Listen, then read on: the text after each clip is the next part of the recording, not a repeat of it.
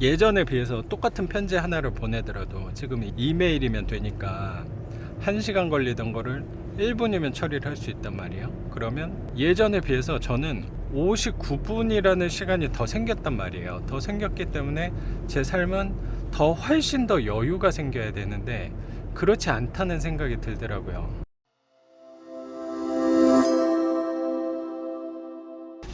안녕하세요, 작가 반재상입니다. 반갑습니다. 오늘 또 제 수강생분 입찰이 있어서 갔다가 돌아오고 있습니다.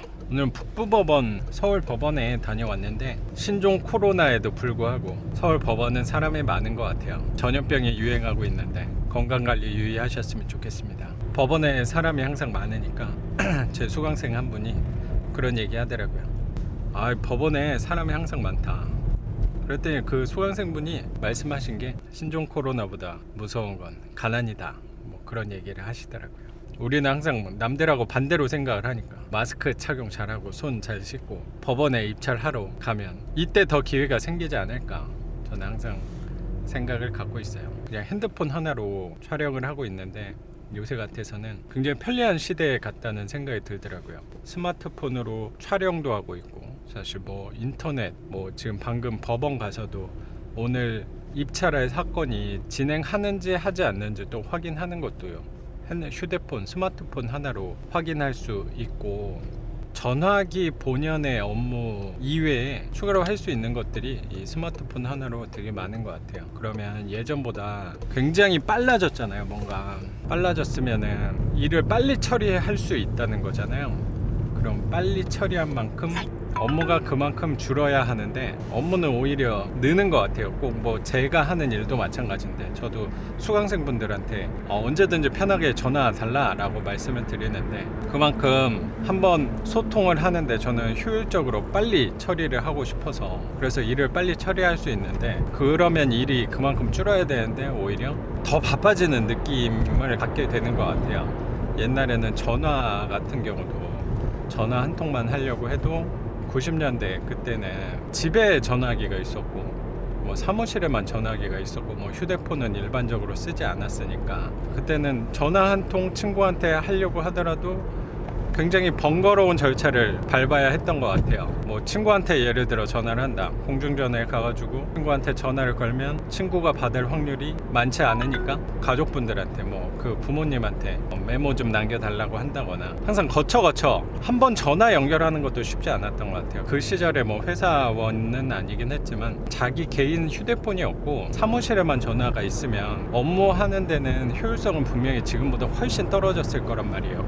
그 사람이 뭐 항상 자리에 있는 게 아니니까 통화하는 것도 좀 애로사항이 있지 않았을까. 문서 보내고 하는 것도 오프라인으로 전달을 했어야 되니까 뭔가 업무도 되게 느리고 지금보다 훨씬 더 일이 많았을 것 같다는 생각이 드는데, 그러면 지금은 엄청 빨라졌잖아요.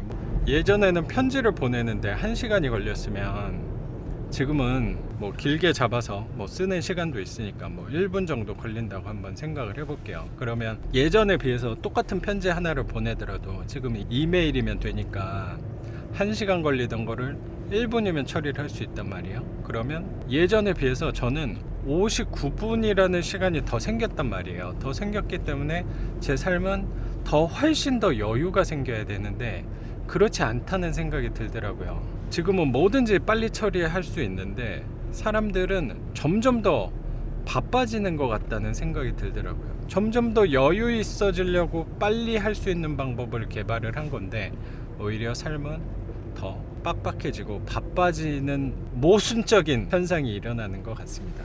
요새는 속도가 엄청 빠르잖아요. 이동하는 것도 내가 뭐 서울에서 부산으로 간다 하면 뭐 비행기도 그렇고 기차도 빨리 갈 수 있으니까 모든 게 굉장히 빨리 움직이고 있는데 사람들의 삶은 더 여유가 생기는 게 아니고 더 바빠지는 것 같다는 생각이 드는 것 같아요. 그러니까 그만큼 세상이 굉장히 빨리 움직이게 되는 것 같다는 생각이 들더라고요. 예전에 90년대 같은 경우는 세상도 천천히 움직였던 것 같아요.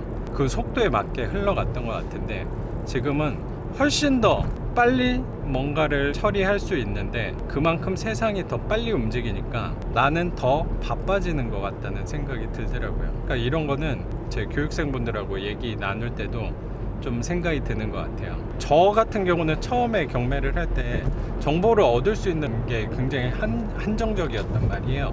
근데 요새 같아서는 너무나 다양하게 특히 유튜브, 저도 유튜브를 하고 있지만 유튜브 같은 곳에서, 그리고 인터넷도 마찬가지로 너무나 싸고 쉽게 정보를 얻을 수 있다는 생각이 들더라고요. 예전에는 경매를 할 때 거의 혼자 하는 거니까 제 정보를 얻을 수 있는 곳이 한정적이어서 어쩔 수 없이 저 혼자 생각할 수 있는 시간이 되게 많았던 것 같아요.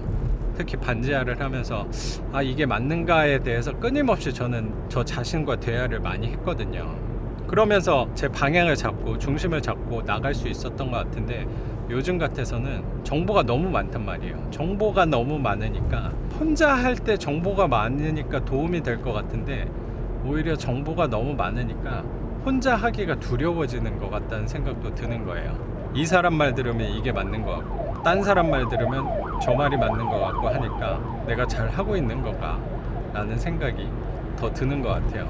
어떻게 보면 예전이 더 경매를 하기가, 아니면 부동산 정보를 얻기가 훨씬 힘들었으니까 더 어려울 수도 있다고 생각이 되는데, 저는 반대로 요즘이 정보가 너무 많으니까 하기가 더 힘들지 않을까, 그래서 내 주관을 갖기가 더 어렵지 않을까 라는 생각이 조심스럽게 들더라고요. 근데 항상 저는 좋은 점을 바라보려고 노력을 하니까, 그만큼 정보 얻기 쉬운 시대는, 지금 같은 시대는 사실 없는 거니까 내 주관을 갖고 투자만 한다면 좀 흔들리지 않고 지속할 수 있지 않을까. 전 사실 정보가 너무 많으니까 정보를 많이 듣고 있으면 가끔은 더 흔들리고 불안해지는 경우도 있었던 것 같아요. 내가 잘 하고 있나 라는 생각이 자꾸 드니까, 내가 반지하를 하려고 하면 어떤 사람은 반지하 절대 하면 안 된다 라고 얘기를 하고, 내가 빌라 투자를 하려고 하면 빌라는 돈이 안 되니까 절대 하면 안 된다 라고 얘기를 하고, 내가 땅 투자를 하려고 하니까 초보자는 땅 투자하면 안 된다 라고 얘기를 하고, 내가 상가 투자를 하려고 하니까 부동산 경험을 한 후에 해야 한다 라고 또 들으면 마음이 불편해지고, 그래 그러면 제일 무난한 아파트로 가자, 아파트 투자하려고 그러면 낙찰가가 또 너무 높으니까 이거 경매 시장은 끝났구나 이러고 떠나버리는 사람들이 굉장히 많지 않나. 저는 사실 그런 것 때문에 오히려 그런 정보를 더 듣지 않으려고 요새는 노력을 하는 것 같아요. 저도 사람들이 바라볼 땐 전문가라고 생각하실지 모르겠는데, 저도 사실 그런 정보를 너무 많이 들으면 불안해져요. 오히려 이 홍수 같은 정보를 듣지 않으려고 노력을 하고, 사실 정보에 대해서 조금 더 멀리 하려고 너무 쉽게 정보에 또 노출이 되는 것 같다는 생각이 들어서, 근데 그 많은 정보가 꼭 나한테 다 영양가 있는 정보는 아니라고 생각이 들어요. 그래서 너무 많은 것도 오히려 독이 될 수 있으니까 저는 적당히, 그냥 오히려 요새는 그 정보에 대해서 멀리 하고 있으니까 마음이 조금 더 편하다는 생각도 들더라고요. 옆에서 어떤 거 규제 바뀌었다 하면은 괜히 더 그거에 대해서 더 자세한 사항은 없을까 찾아보는데, 사실 내가 아는 거와 별반 다르지 않는 경우가 사실 더 많은 것 같아서, 그래서 오히려 지금은 정보를 더 멀리 하려고 노력하는 것 같습니다. 세상이 빠른 거 이 빠른 세상 속에서도 저는 항상 느림을 추구하려고 노력하고 있습니다. 사람들은 빠른 세상 속에서 더 빨리 가려고 노력을 하는데, 더 빠르게 달리려고 하기보다 내 스타일대로, 내 주관대로 이 세상의 속도보다 내가 더 빨리 뛰려고 노력하는 게 아니고, 저는 항상 다른 방향으로 뛴다면 내가 굳이 이 속도에 맞춰서 뛰지 않아도 뒤처지지 않을 수 있다고 생각이 들어요. 그러니까 저는 속도를 빨리 뛰는 방법을 모르니까, 그리고 저는 제 자신이 그렇게 빠른 사람이 아니란 걸 잘 알거든요. 그래서 똑같은 방향으로 뛰면 저는 속도를 따라갈 수가 없어요.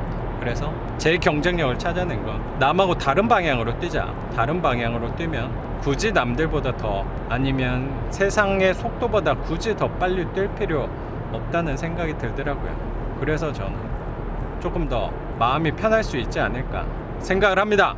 그럼 자신의 방향에 맞는 속도와 방향으로 달려가셨으면 좋겠다는 생각을 갖고 있어요. 그리고 이왕이면 뛰기 전에 무조건 뛰는 게 아니고 한번 생각해보고 뛰는 게 맞지 않나라는 생각이 드네요. 그러면 오늘 얘기는 여기서 마무리하고 저는 또 내일 영상으로 찾아뵙겠습니다. 작가 반지상이었습니다. 감사합니다.